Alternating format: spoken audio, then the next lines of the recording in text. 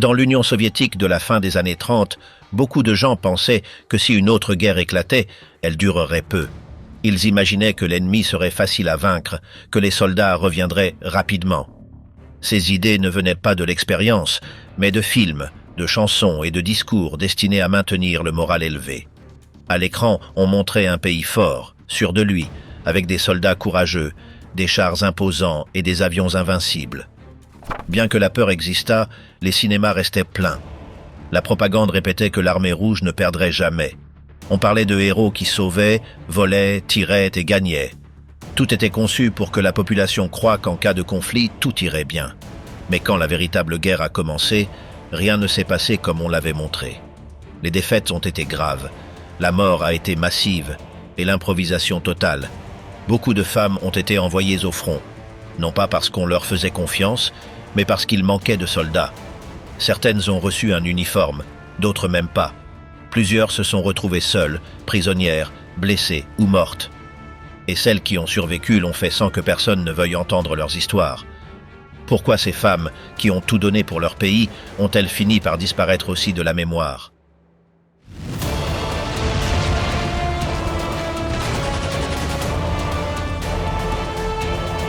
Recruter sans choix, comment l'armée rouge a utilisé les femmes. Lorsque les gens imaginaient qu'une guerre pouvait approcher, ils tentaient de se faire une idée de ce qu'elle serait. Ces récits coïncidaient rarement avec ce qui se passait ensuite, mais l'objectif n'était pas de deviner juste. L'important était de se convaincre que les fils rentreraient vite ou que l'ennemi serait éliminé avec précision, comme dans cette vieille croyance selon laquelle tout se terminerait pour Noël. En 1938, alors que le climat de guerre grandissait, les citoyens de l'Union soviétique, tout comme ailleurs en Europe, cherchaient à apaiser leur peur avec des histoires réconfortantes. La vision soviétique du conflit futur avait été conçue pour motiver une nouvelle génération de volontaires, mais elle ne surgit pas par hasard. Elle avait été élaborée par un groupe de dirigeants dont la vision du monde annonçait déjà une confrontation globale. Le cinéma fut le moyen choisi pour transmettre ce message. On y montrait un affrontement entre un système idéal et un autre dépassé, tout en noir et blanc. La musique en soulignait le ton. Parallèlement, les journaux publiaient des textes diplomatiques lourds. Tout indiquait que le pays se préparait à se battre. Bien que les nouvelles parlent de menaces, les films véhiculaient l'idée que l'armée rouge allait gagner. La production la plus emblématique fut Alexandre Nevsky de Sergei Eisenstein, une parabole antifasciste montrant les Russes vainquant les Allemands. Bien qu'elle se déroule au XIIIe siècle, avec des chefs slaves et des chevaliers germaniques, le film, sorti en 1938, incluait des symboles reconnaissables, comme des boucliers ornés de croix rappelant des svastikas. Le message était clair pour quiconque comprenait le langage officiel. Malgré son ton idéologique, l'œuvre fut reconnue comme une pièce majeure du cinéma soviétique. D'autres films du même genre ne résistèrent pas autant, mais durant cette décennie, les salles de cinéma étaient toujours pleines. Tandis qu'Alexandre Nevsky évoquait le passé, ceux qui voulaient penser à l'avenir avaient une autre option. S'il y a guerre demain, des films Tziganes, également sortis en 1938. Là, les soviétiques affrontaient une invasion fictive, mais l'emportaient facilement. Tziganes cherchait à rassurer. Son film, d'une durée d'1 heure, combinait des scènes jouées avec des images réelles d'actualité, construisant une narration où tout se résolvait sans difficulté. Le message, ferme et porteur d'espoir, se répétait dans une chanson entraînante écrite par Vassili Lebedev-Koumach. Le film toucha tellement le public qu'il continua d'être projeté même après le début de la véritable guerre. Durant l'hiver de 1941, alors que l'ennemi avait déjà occupé une grande partie du pays, les chars et les avions montrés à l'écran n'existaient plus, et beaucoup des soldats qui y apparaissaient étaient morts ou capturés. À ce moment-là, plus personne ne croyait que la guerre finirait vite. Cet hiver-là, ceux qui regardaient le film dans des bâtiments vides ou des maisons de fortune étaient des gens qui fuyaient des villes comme l'Ukraine ou Smolensk. Tandis qu'ils s'installaient avec ce qu'ils avaient, en attendant que quelqu'un démarre le projecteur, ils regardaient cette histoire. Ce n'était plus une représentation de la réalité, mais une image qui maintenait vivante une conviction. Cette conviction et ces images firent partie de l'imaginaire de toute une génération qui dut vivre la guerre. Le film commençait par une foire, probablement dans le parc Gorky à Moscou. Derrière, on voyait les tours du Kremlin. Tout était illuminé. On montrait des attractions, des lumières et des gens se promenant. La scène représentait une vie paisible, avec une population s'amusant et des dirigeants prenant soin de tout ce qui comptait. Ensuite, le scénario passait à la frontière, où des troupes étrangères se mettaient en mouvement. Ces ennemis n'étaient pas montrés comme de redoutables rivaux, mais comme des figures ridicules. Ils avaient de grandes moustaches, marchaient maladroitement et parlaient un allemand exagéré. Les symboles nazis qu'ils portaient n'inspiraient pas la peur. L'intention était de se moquer d'eux. L'invasion avait lieu de nuit. Au début, cela semblait dangereux, mais les défenseurs soviétiques réagissaient. Une femme qui cuisinait près du front rejoignait le groupe qui tirait.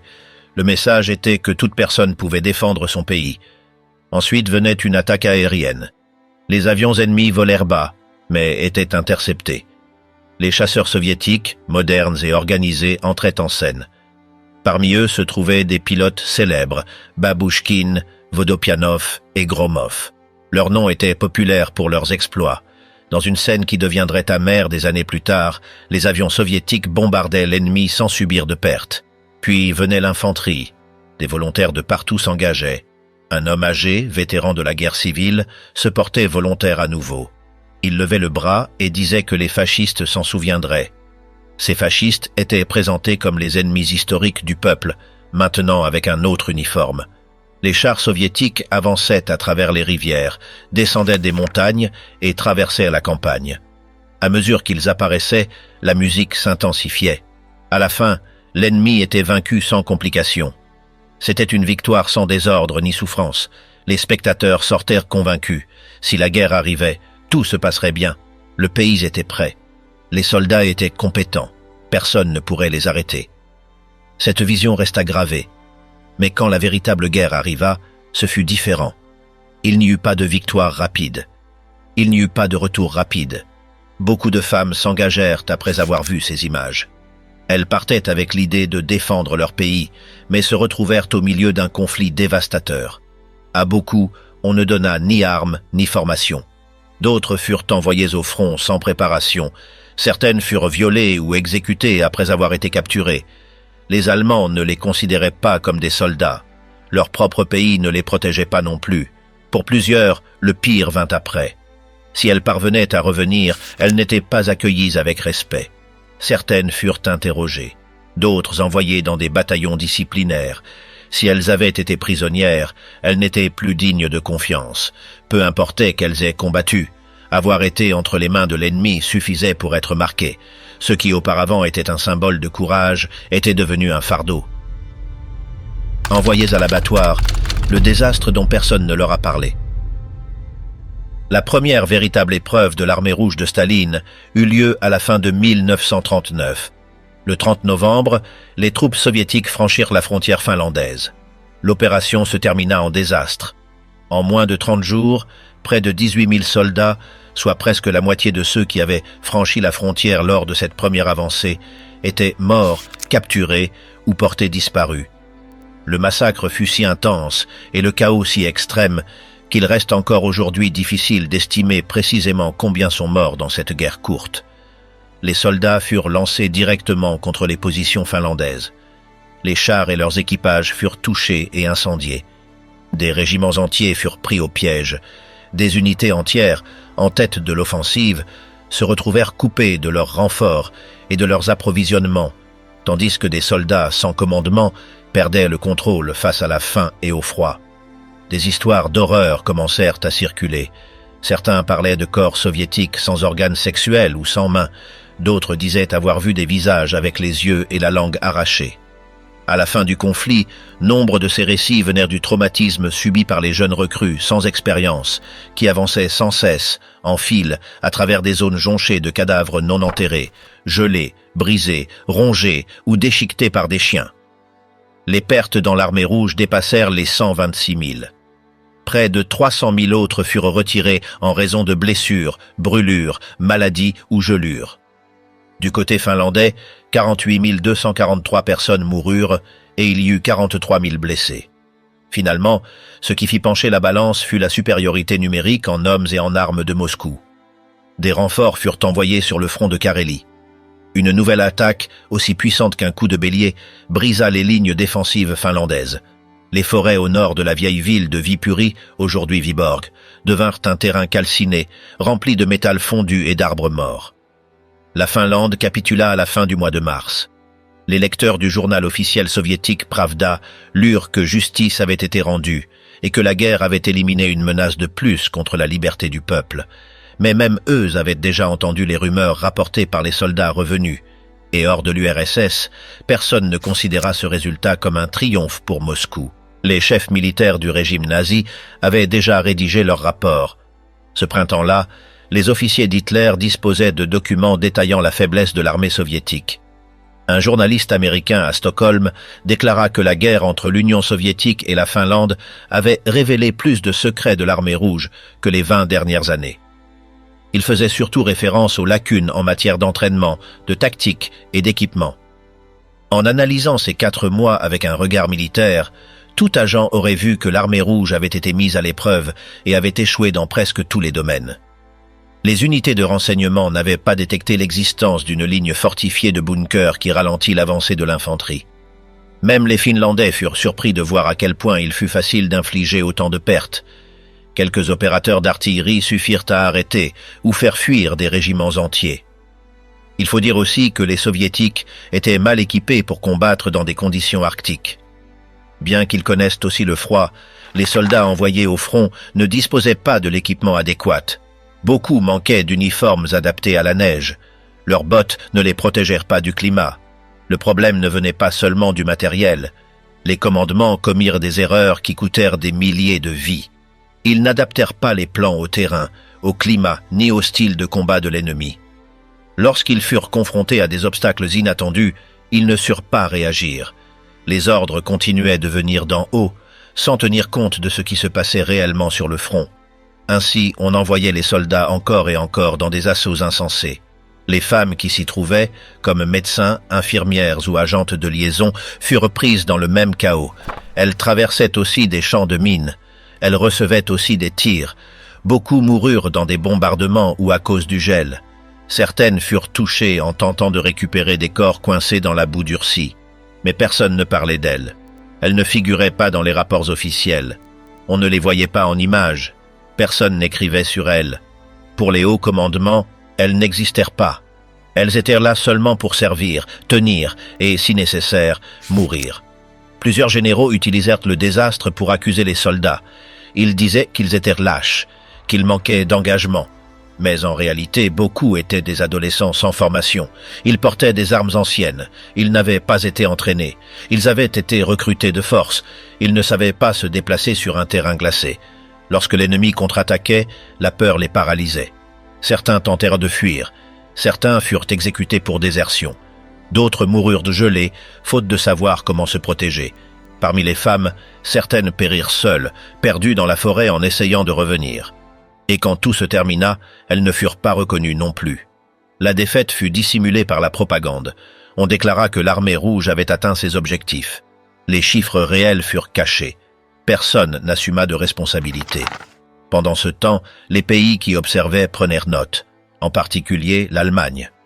Pour Hitler et son entourage, ce qui s'était passé en Finlande prouvait que l'URSS était plus faible qu'elle ne le paraissait. Cette impression influença plus tard, par exemple, la décision d'envahir en 1941. La guerre en Finlande fut brève, mais laissa de lourdes conséquences. Elle montra ce qui pouvait arriver lorsqu'on envoyait des milliers de personnes, y compris des femmes, sur un front sans préparation, sans équipement et sans soutien. Celles qui survécurent revinrent marquées physiquement et mentalement. Certaines furent mutilées, d'autres ne purent plus avoir d'enfants. Plusieurs ne racontèrent jamais ce qu'elles avaient vécu. Certaines ne le dirent même pas chez elles. Elles ne furent pas accueillies comme des héroïnes. Au contraire, être femme et avoir combattu suscitait la méfiance. On les accusait d'avoir eu des relations avec des officiers ou de s'être comportées comme des hommes. Même celles qui s'étaient contentées de soigner les blessés furent méprisées, comme si leur souffrance ne comptait pas, comme si elles n'avaient pas vécu la même guerre que les autres. Prisonnières sans défense, ce qu'on leur a fait lorsqu'elles sont tombées aux mains des nazis. Juin était un mois attendu dans tout le nord de l'Europe. Dans la partie européenne de la Russie et en Ukraine, il avait une atmosphère particulière. Le froid extrême de l'hiver était presque oublié, et la boue et la pluie du printemps étaient derrière. À Kiev, les marronniers fleurissaient, à Moscou les lilas, à Yalta les arbres de Judée. C'était le mois des pivoines, des saules aux feuilles vertes et des nuits blanches du nord. En 1941, la nuit du solstice tomba un samedi. À Sébastopol, siège de la flotte soviétique de la mer Noire, l'ambiance était calme. Selon ce qu'écrivit l'officier de marine Evseev dans son journal, ce fut une nuit magnifique en Crimée. Ce samedi-là, toutes les rues et avenues étaient illuminées. Les maisons blanches brillaient. Les clubs et théâtres étaient ouverts pour les marins en permission. Les rues et les parcs étaient pleins de marins et de gens du coin, beaucoup habillés en blanc. Sur la célèbre promenade Primorsky, on entendait de la musique. Il y avait des plaisanteries et des rires, tout semblait paisible, la veille du jour férié. Une semaine plus tôt, le ministre soviétique Molotov avait assuré que les rumeurs sur une possible rupture du pacte avec l'Allemagne et une attaque contre le territoire soviétique étaient infondées. Pour beaucoup, il était facile d'y croire. Une des lumières visibles dans les deux ports de la ville cette nuit-là était celle du phare d'Inkerman. Grâce à ce repère, les avions allemands purent s'approcher sans se tromper. Ils venèrent de l'Est, volant à basse altitude depuis les plaines, traversant le ciel soviétique en un grand arc. Ils connaissaient déjà leurs cibles, la flotte, les entrepôts, les défenses antiaériennes. En peu de temps, la mer commença à refléter de nouvelles lumières, fusées éclairantes, balles traçantes, projecteurs et lueurs d'incendie. « Ces avions sont-ils les nôtres ?» demanda-t-on à Evseev, tandis que les marins couraient rejoindre leur navire. « Ce doit être un autre exercice, » répondit quelqu'un. Mais un autre ajouta « Les batteries antiaériennes utilisent des munitions réelles, et ces bombes ne semblent pas fausses. »« Alors, c'est commencé ?» demanda un troisième. « Mais contre qui ?» Des centaines de kilomètres plus au nord, près de la nouvelle frontière sur un territoire autrefois polonais, les soldats de l'armée rouge se reposaient. C'était dimanche, et ceux qui avaient une permission étaient sortis dans les villes proches, à Lvov ou Minsk, pour bien manger et oublier un peu le service. Le général Pavlov, chef du district militaire de l'Ouest, était au théâtre. À Minsk, on jouait une comédie intitulée « Le mariage à Malinovka » et le club des officiers était plein. Le général ne permit pas d'interrompre la représentation, même lorsque son chef du renseignement, le colonel Blokin, l'informa que les troupes allemandes à la frontière semblaient prêtes à bouger. Il mentionna même des rapports faisant état de coups de feu, déjà entendus. « Cela ne peut pas être vrai », répondit Pavlov. Le dimanche 22 juin, les forces allemandes franchirent la frontière. À 3 heures du matin, l'attaque était déjà en cours. Des milliers d'avions, de chars et d'unités motorisées se lancèrent sur l'ouest soviétique. Tout se produisit sans réaction soviétique. Aucune instruction. Beaucoup de soldats dormaient ou étaient en permission. Certains n'avaient même pas chargé leurs armes. D'autres ne savaient pas quoi faire. Les lignes de communication furent coupées immédiatement. L'armée allemande avançait avec des cartes détaillées. Elle savait par où entrer et quelle zone était sans défense. Là où ils trouvaient des femmes de l'armée rouge, comme des infirmières ou des téléphonistes, ils ne faisaient aucune distinction. Elles étaient arrêtées, battues, violées ou tuées sur place. Certaines restaient quelques jours avec les prisonniers, mais finissaient elles aussi par disparaître. Les formations soviétiques s'effondraient. Certains tentaient de fuir à pied. D'autres se cachaient dans les forêts. Les femmes sans grade étaient traitées comme du butin. Plusieurs furent utilisées comme esclaves sexuelles, tour à tour. Ensuite, elles étaient exécutées ou abandonnées nues. Les hommes qui essayaient de les aider étaient aussi tués. Durant les premiers jours, des dizaines de milliers de femmes furent capturées. Parmi elles se trouvaient des médecins, opératrices radio, sapeuses, tireuses d'élite et éclaireuses. Presque aucune ne revint. Les rares survivantes furent ensuite traitées comme des traîtresses. Le désordre était total. Aucune route n'était sûre. Les divisions éclataient. Les commandements étaient débordés et beaucoup disparaissaient. Les jeunes femmes, surtout celles en uniforme, étaient facilement repérées. Certaines tentaient de se mêler à la population civile, mais elles étaient identifiées. Parfois, elles étaient abusées devant les autres. Parfois, elles étaient fusillées sur le champ. Les soldats allemands ne faisaient pas de distinction entre combattantes et civiles. Le rejet était absolu. Dans plusieurs villages de l'Ouest, les soldats allemands cherchaient d'abord les femmes en uniforme. S'ils les trouvaient, ils les emmenaient ailleurs et faisaient ce qu'ils voulaient. Les voisins voyaient, mais ne pouvaient intervenir. Parfois, on les faisait marcher à travers le village en vêtements déchirés. Ensuite, elles disparaissaient. Personne ne posait de questions. Dans d'autres cas, on les obligeait à creuser leur propre tombe, peu importait qu'elles soient soldates ou infirmières. Elles étaient traitées comme des ennemis personnels. La haine envers elles était différente. Les hauts commandements soviétiques ne réagirent pas. Staline ne crut pas à l'attaque avant plusieurs heures. Les ordres étaient lents, confus ou contradictoires. Certains chefs ordonnèrent de tenir, d'autres demandaient la reddition. Les femmes capturées restaient prisonnières de ce chaos. Aucune structure ne les protégeait. Les hôpitaux de campagne furent anéantis. Les unités de communication furent éliminées. Celles qui ne moururent pas immédiatement furent emmenées en train ou enfermées. Certaines finirent comme otages. Dans les premiers jours, il y eut des témoignages de femmes forcées de choisir entre être violées ou fusillées. Certaines refusaient. D'autres tentaient de résister, en vain. Elles étaient utilisées comme divertissement pour les soldats. On ne cherchait pas à obtenir des informations. C'était une punition directe. À beaucoup, on rasait la tête. À d'autres, on cassait les dents. Certaines étaient battues jusqu'à devenir méconnaissables. Certaines furent filmées. Ces images étaient utilisées comme trophées par les officiers allemands. C'était une terreur systématique. Pendant ce temps, les communications soviétiques restèrent coupées. De nombreux transmetteurs cessèrent de fonctionner. Les unités qui avaient encore des officiers étaient dépassées. Parfois, au lieu de combattre, les rares survivants se rendaient. Les femmes qui se rendaient avec eux n'étaient pas protégées. Les camps de prisonniers étaient improvisés, en plein air, sans nourriture ni eau. Les femmes étaient séparées. Parfois, elles étaient laissées bien en vue, comme avertissement. Certaines furent forcées de nettoyer des cadavres.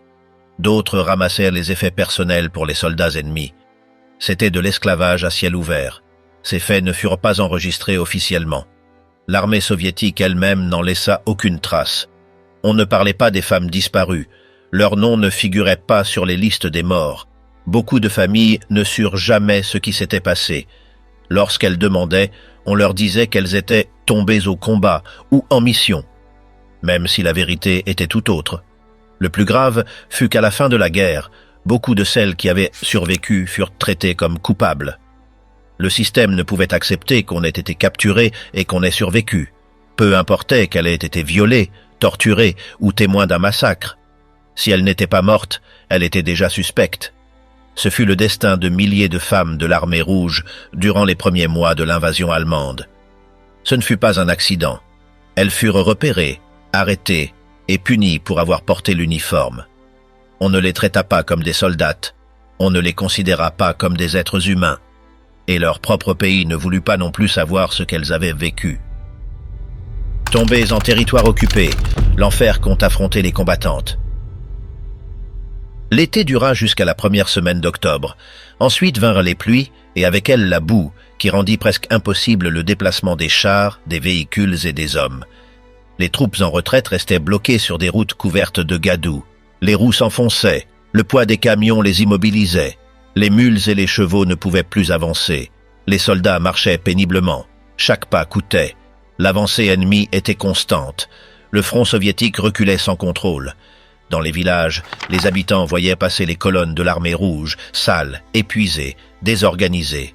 Certains civils offraient de l'eau ou de la nourriture. D'autres se cachaient. La méfiance régnait. Les femmes en uniforme étaient mêlées aux hommes. Certaines poussaient des brancards. D'autres portaient des sacs ou aidaient des blessés.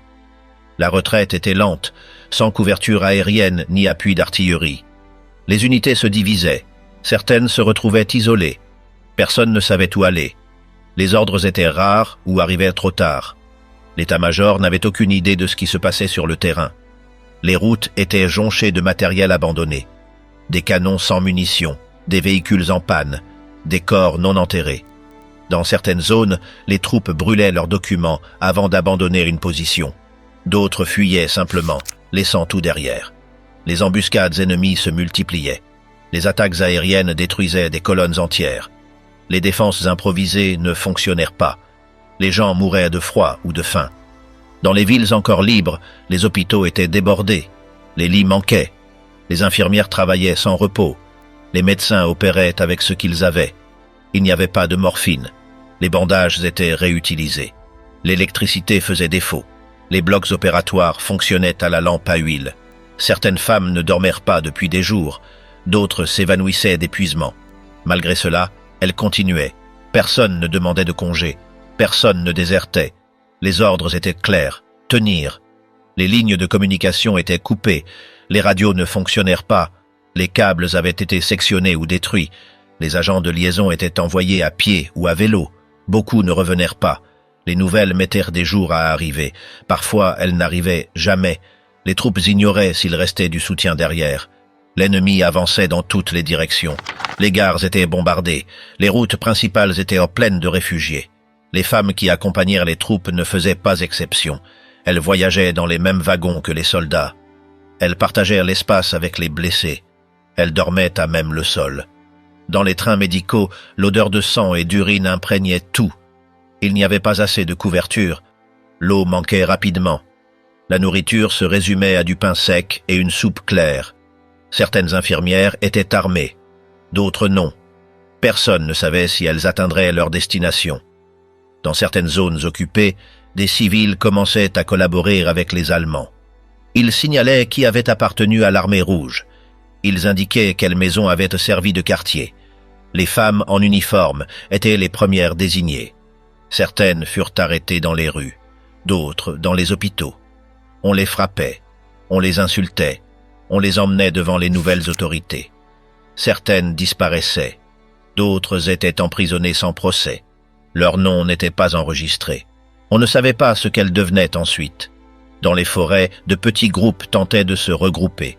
Les médecins continuaient de soigner. Elles utilisaient des t-shirts comme bandages. Elles faisaient des garrots avec des ceintures. Les infections se propageaient. Il n'y avait ni alcool ni médicaments. Certaines femmes tombèrent malades, d'autres moururent en chemin. Celles qui survivaient parlaient à peine. Elles mangeaient ce qu'elles trouvaient, dormaient sous les arbres, dans des trous, dans des maisons abandonnées, toujours sur leur garde, toujours prêtes à fuir. Dans certains villages, les nazis entraient avec des listes en main. Ils cherchaient des soldats, des officiers, du personnel médical. S'ils trouvaient des femmes en uniforme, ils les mettaient à part. Certaines étaient interrogées, d'autres ne l'étaient même pas. On les battait, on les emmenait dans des cours, des étables, des caves. Certaines étaient violées à tour de rôle, d'autres fusillées. Celles qui s'échappaient ne parlèrent plus. Elles ne racontaient pas ce qu'elles avaient vécu. Même pas aux autres femmes. Les rapports de l'armée soviétique ne mentionnèrent pas ces cas. On ne parlait pas de pertes féminines. Les disparitions n'étaient pas enregistrées. Les médecins tombés n'apparaissèrent pas sur les listes. Les infirmières capturées étaient traitées comme si elles n'avaient jamais existé. Les familles recevaient des messages ambigus. On disait qu'elles étaient mortes au combat ou qu'elles étaient en mission. Même si la vérité était tout autre, celles qui réussissaient à revenir étaient accueillies froidement. Certaines étaient interrogées par les soviétiques eux-mêmes. On leur demandait si elles avaient collaboré avec l'ennemi, si elles s'étaient rendues, si elles avaient été contaminées. Beaucoup furent envoyés dans des unités disciplinaires, d'autres relégués à des tâches subalternes. Certaines perdirent leur grade ou leur place dans l'unité. C'était comme si revenir vivante était une faute. Dans les discours officiels, les femmes n'apparaissaient pas. On parlait de héros, de camarades, de batailles remportées, mais pas d'infirmières traînant des brancards, ni de médecins opérant sans lumière, ni d'agentes de liaison traversant sous le feu. Les histoires étaient celles de tankistes, d'artilleurs, de pilotes, pas de celles qui soignaient les blessés, pas de celles qui couvraient les corps. Leurs efforts furent effacés. À la limite de l'abandon, quand le front s'effondrait et que les femmes disparaissaient. Le deuxième été du conflit arriva avec un air sec, sans victoire et sans signe d'amélioration. Ce qui, au départ, devait être une marche vers Berlin, devenait une retraite sans direction. Nous n'avions jamais pensé que nous allions perdre, diraient plus tard certains soldats. Mais cette certitude des premiers mois ne résistait plus face aux désastres répétés. La police exigeait encore que chacun feigne l'optimisme. Un soldat fut arrêté simplement pour avoir dit « on s'en va » et on ne reviendra pas. En août 1942, les combattants ne supportaient plus ni la peur, ni la tristesse, ni les regards de rejet qu'ils voyaient en quittant, l'un après l'autre, les villages vides du Don, du Kouban et d'Ukraine. Cela faisait des mois qu'ils reculaient à travers des champs de blé. Derrière eux restait la Volga, la ligne qui séparait l'Europe du reste du pays. Au-delà, tout n'était que poussière, un territoire stérile, inconnu pour beaucoup. Pour eux, la faim n'était plus une défaite, mais l'absence de terre à laquelle revenir. La manière de penser que le régime leur avait inculquée, optimiste en surface, méfiante en profondeur, ne fonctionnait plus. Pendant des années, on leur avait répété que la faute était toujours celle de l'autre, ennemi, espion, traître. Cette culture empêchait quiconque de se démarquer. L'habitude de blâmer autrui, ce que le système appelait « obezlichka », était devenu un mécanisme de défense après les purges de 37. Plus d'un an après le début de la guerre, cette même logique menait l'armée rouge au bord de l'effondrement. À présent, le message était que chacun devait tout donner, même sa vie. Mais la série de défaites avait déjà vidé beaucoup de leurs forces. La peur était constante. Parfois, le simple bruit des chars suffisait à provoquer la panique. Le moral était détruit. « Nous pleurions en reculant », raconta un soldat. Ils pleurèrent de fatigue, mais aussi de honte. On fuyait Kharkov, certains vers Stalingrad, d'autres vers Vladikavkaz. Où allions-nous finir? En Turquie? L'habitude était de rejeter la faute sur quelqu'un d'autre. Les soldats du centre blâmèrent les Ukrainiens, surtout ceux de l'Ouest. Des compagnies entières abandonnèrent leur position. Les Ukrainiens disparaissaient, dit un officier nommé Lev. Ils ne rejoignaient pas les Allemands, ils rentraient simplement chez eux. Seuls les Russes ont continué à se battre, se plaignait un soldat de base. Les Ukrainiens sont tous restés chez eux. En regardant la steppe en Kalmoukie, il disait « Ma maison aussi est loin. Pourquoi devrais-je rester, moi ?» Tandis que les hommes débattaient de qui était responsable de la défaite, les femmes restaient prises au piège du désastre. Beaucoup avaient été envoyés au front sans formation, sans ressources et sans autorité. Maintenant, elles étaient abandonnées, entre les lignes, égarées ou tout simplement ignorées. Les réseaux de communication étant coupés, les commandements ne savaient même pas où elles se trouvaient. Certaines, sans unité assignée, rejoignaient des groupes de civils en fuite. D'autres marchèrent sans but. Celles qui portaient encore un uniforme étaient des cibles faciles. À mesure que la ligne de front reculait, elles devenaient plus vulnérables. En plusieurs points, des médecins, sapeuses ou agentes de liaison se retrouvaient seuls dans des postes avancés, qui étaient ensuite pris par les nazis. Beaucoup furent capturés dans le chaos. Certaines tentèrent de se mêler à la population civile. D'autres firent semblant d'être blessés. Plusieurs furent récupérés par des soldats en fuite, mais cela ne garantissait rien. À ce moment-là, la confusion était totale. Il n'y avait plus de commandement. Il n'y avait pas d'instructions claires. Il ne restait qu'à fuir et essayer de survivre. Les champs de bataille se remplissaient de blessés sans soins. Les unités médicales étaient démontées à moitié et restaient à découvert. Les infirmières qui ne parvenaient pas à fuir n'avaient aucun moyen de se défendre. Certaines furent tuées sur place par les envahisseurs. D'autres furent emmenées de force. Plusieurs disparurent. Tout ce qui resta d'elles furent des documents qui furent ensuite éliminés ou oubliés. Leurs familles ne surent jamais si elles étaient mortes ou capturées. Dans les trains d'évacuation, lorsqu'on parvenait à monter, les femmes étaient entassées aux côtés d'hommes blessés, brûlés ou amputés. Il n'y avait pas assez de médecins. Il n'y avait pas de nourriture. Les trains s'arrêtaient dans des gares vides ou sous les bombes. Certaines moururent pendant ces trajets. D'autres sautèrent du train en voyant les voies bloquées. Il fallait se sauver comme on pouvait. Dans des villages du Sud, lorsque les troupes soviétiques battaient en retraite, elles laissaient parfois derrière elles des femmes, car elles gênaient ou parce que il n'y avait pas de place. Certaines furent vues demandant de l'aide. Personne ne s'arrêtait. Quelques jours plus tard, ces villages étaient occupés par les Allemands. Ce qui arriva à ces femmes ne fut écrit nulle part. Celles qui atteignaient l'arrière n'étaient pas traitées comme des survivantes, mais comme des suspectes. À leur arrivée, elles étaient interrogées. Pourquoi étaient-elles seules? Où était leur unité? Comment avaient-elles échappé? Si elles n'avaient pas de papier ou hésitaient en parlant, elles étaient arrêtées. Certaines finirent dans des camps de travail, d'autres au goulag. Peu importait qu'elles aient combattu. Le simple fait d'avoir survécu suffisait à les rendre suspectes. L'effondrement du front n'était pas seulement physique. Il se produisait aussi dans l'esprit de ceux qui le vivaient. Les femmes de l'armée rouge ne luttaient pas seulement contre l'ennemi, mais aussi contre le rejet de leurs propres compagnons. Certains soldats ne les voulèrent pas près d'eux. Ils disaient qu'elles portaient malheur. D'autres les traitaient comme des objets. Quand tout s'écroulait, elles étaient encore plus exposées. Ce qui restait derrière les lignes nazies et ce que trouvèrent celles qui revinrent.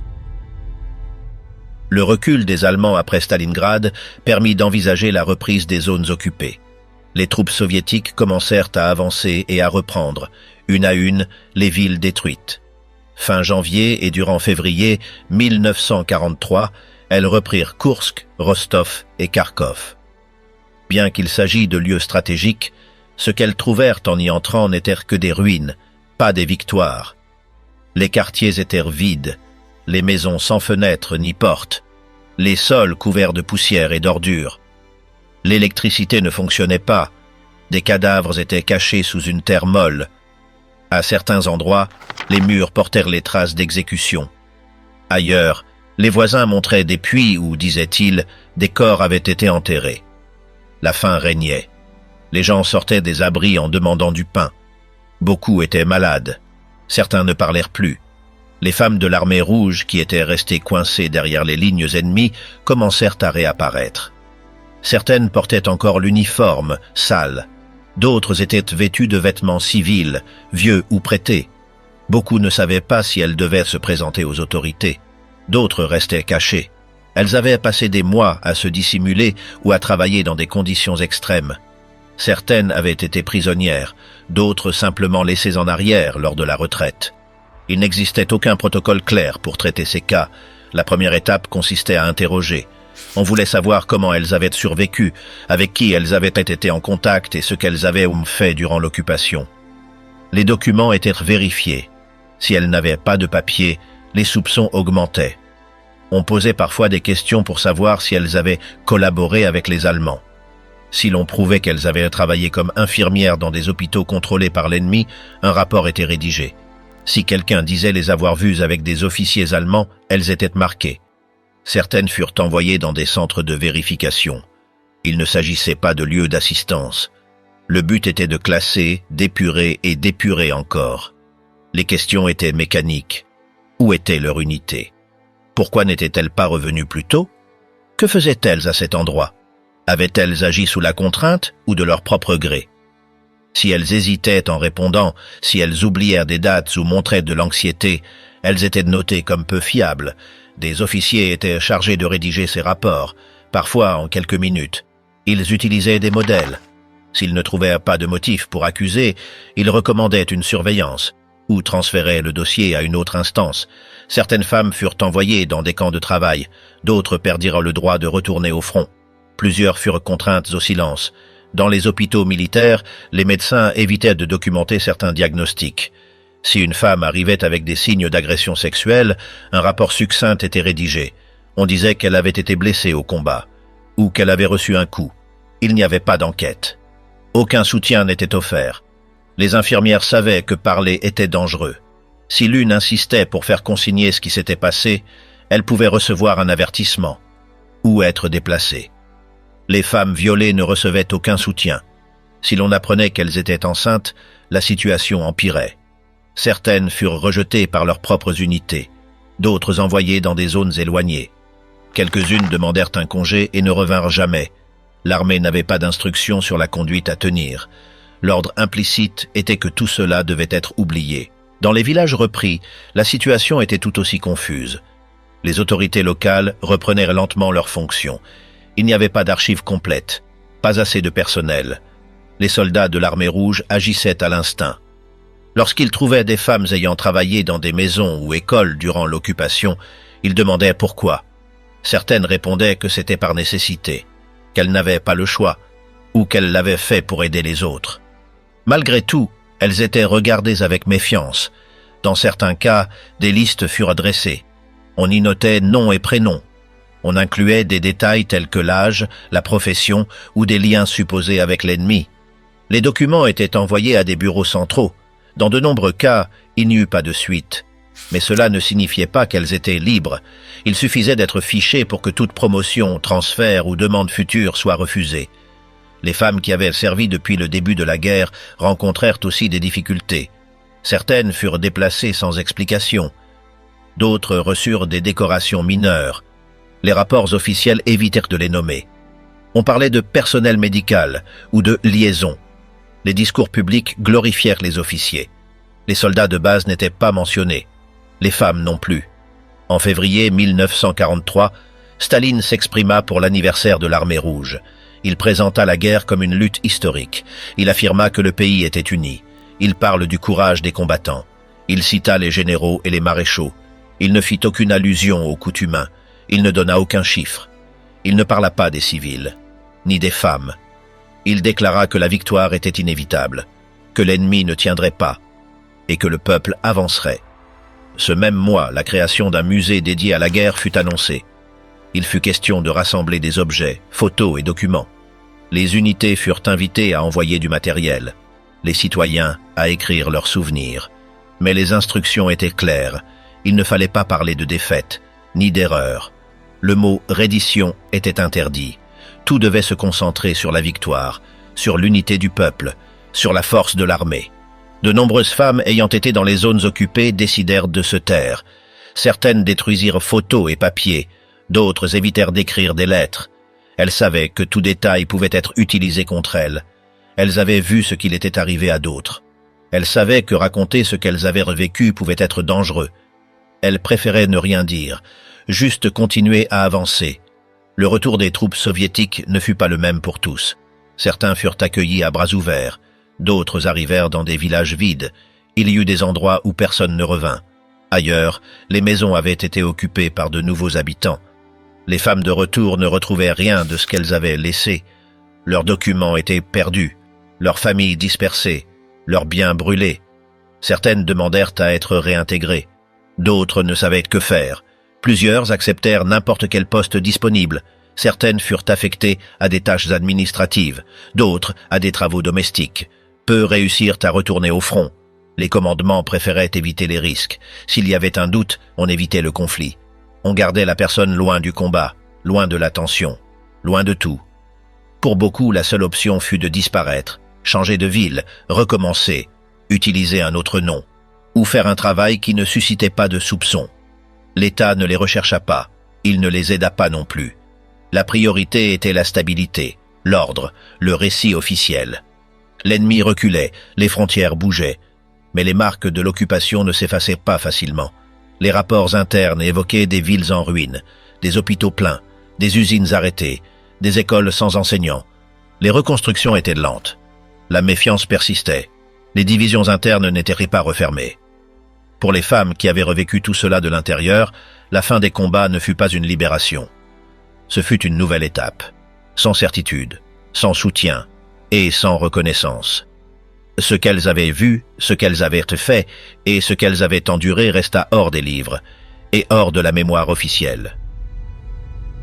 Oubliés, jugés et effacés par leur propre pays. Staline mena la guerre comme il gouvernait en temps normal.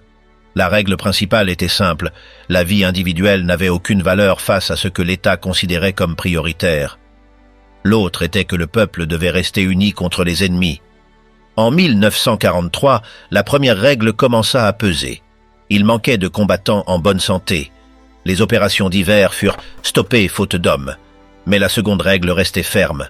Pendant des années, les ennemis commodes avaient été les koulaks, les espions, les trotskistes ou les anciens gardes blancs. Désormais, les nazis, les hitlériens, étaient des ennemis concrets. La population répondit avec vigueur. Une union évidente se forma autour de la cause. Mais tout le monde n'était pas du même côté. La guerre divisa aussi les gens, provoqua des morts et laissa des blessures. La violence, la faim et l'isolement ne créaient pas l'union. Ils brisaient. L'idée d'un peuple uni était une autre invention de Staline, et elle se maintenait parce que le pouvoir contrôlait ce que les gens savaient. Certains profitaient du conflit. Parmi eux, des bureaucrates qui ne mirent jamais les pieds au front. Le 6 novembre 1943, ils se réunirent à Moscou pour écouter Staline. C'était la veille du 26e anniversaire de la Révolution. Dehors, tout restait sombre, avec des fenêtres couvertes et peu de lumière. Dedans, sous les lampes allumées, ils se félicitaient entre eux. Depuis la dernière célébration, la situation avait changé. Il y avait eu la victoire à Stalingrad, avec des milliers d'Allemands tués ou capturés. Mais c'était en hiver. Kursk montra qu'on pouvait aussi gagner en été. Depuis, les nouvelles ne parlaient que de triomphe. Smolensk fut reprise le 25 septembre. Taman, porte d'entrée de la Crimée, le 7 octobre. Et le franchissement du Dniepr, aussi ce mois-là, laissa une montagne de morts. Ce même 6 novembre, les dirigeants savaient déjà ce que le pays entendrait le lendemain. Kiev était à nouveau entre les mains soviétiques. L'armée rouge était vue comme une sauveuse, mais Staline ne voulait pas que l'on oublie le rôle du parti et du gouvernement. Son discours mit en avant ceux qui étaient restés à l'arrière. Il commença par parler des ouvriers. Si l'armée n'avait plus de problème d'armes ni de munitions, c'était grâce à notre classe ouvrière, longs applaudissements. Il mentionna aussi les paysans et les femmes travaillant dans les usines, les hôpitaux et les bureaux. Dans ce récit, il n'y avait pas de place pour celles qui avaient réellement combattu. Les tireuses d'élite, sapeuses, médecins de combat ou agentes de liaison restaient absentes. Même si beaucoup moururent ou furent blessés, leurs noms ne furent jamais prononcés. Celles qui revenaient n'étaient pas accueillies en héroïnes. Au lieu de reconnaissance, elles faisaient face à des questions dures et à des regards froids. Quand une femme soldat retournait dans son village ou sa ville, elle devait prouver qu'elle n'avait rien fait de mal avec l'ennemi. Si elle avait été prisonnière, on doutait déjà d'elle. Si elle avait survécu en zone occupée, c'était pire encore. Les autorités demandèrent des papiers, cherchèrent des témoins, posaient des questions comme dans une enquête. Certaines furent emprisonnées, d'autres envoyées dans des camps. Beaucoup se virent fermer toutes les portes. Le rejet venait aussi des gens eux-mêmes. On les pointait du doigt. On disait qu'elles étaient sales, qu'elles avaient perdu leur honneur. Certaines perdirent leur emploi, d'autres furent mises à la porte. Si elles revenaient enceintes ou avec des enfants nés pendant l'occupation, on les regardait avec mépris. Même si certains connaissaient la vérité, ils préférèrent se taire. Le silence servait de punition collective. Le régime ne reconnut jamais ce qu'elles avaient fait. Dans les défilés, les décorations ou les manuels scolaires, elles n'existaient pas. On parlait de millions de soldats, sans distinguer les genres. Il n'y avait pas de place pour leurs histoires, ni pour leurs souffrances, ni pour qu'elles prennent la parole. Avec les années, certaines tentèrent de raconter ce qu'elles avaient vécu. Quelques-unes écrivirent, d'autres en parlèrent dans des réunions. Mais la plupart furent ignorées. On leur répétait que ce n'était pas le moment, que l'important était ce qui venait, que la guerre avait été gagnée par tous ensemble et qu'il n'y avait pas de place pour des récits individuels. Beaucoup décidèrent de se taire. Certaines se marièrent et ne dirent jamais rien. D'autres restèrent seules, se sentant coupables. Quelques-unes réunirent des papiers pour demander de l'aide, mais même ainsi, celle-ci leur fut refusée, faute de preuves. Elles avaient traversé la guerre, mais l'oubli les gagna.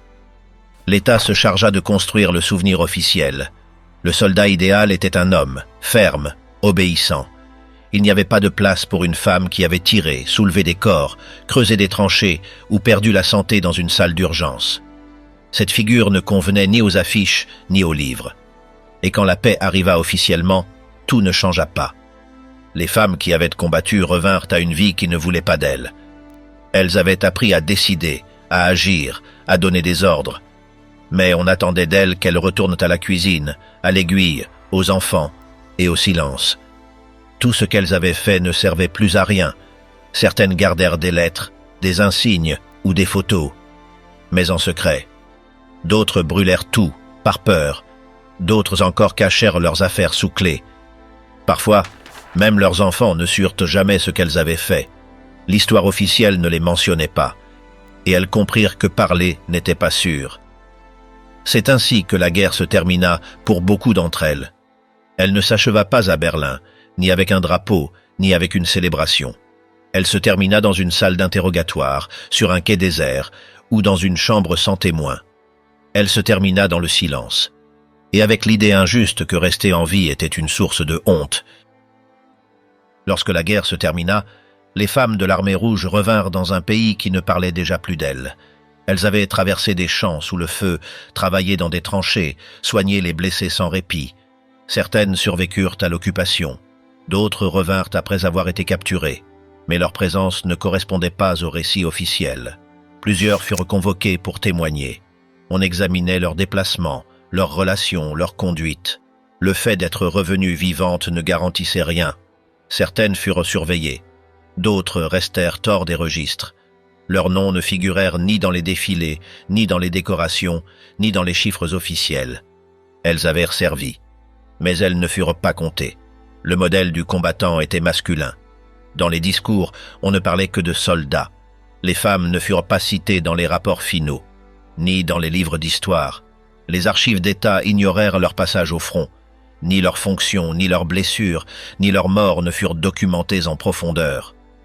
Dans une guerre qui bouleversa tous les ordres établis, la présence de femmes armées dans les rangs de l'armée rouge transforma le front, mais ne changea pas le destin qui leur était réservé. Dès le premier jour, leur rôle fut toléré sous conditions et consigné avec négligence. Elles participèrent à de véritables combats, assumèrent des tâches dangereuses, traversèrent les lignes sous le feu, mais furent exclues de presque tout ce que l'on décida ensuite de retenir. Leurs noms circulèrent dans des listes incomplètes, des documents administratifs, des fragments épars de correspondance. Dans de nombreux cas, même leur arrivée au front ou leur disparition sur le territoire ennemi ne furent pas consignées. Ce qui ne collait pas au récit officiel resta en marge. Ni les statistiques finales, ni les récits officiels, ni les procès internationaux n'inclurent pleinement ce qu'elles avaient vécu.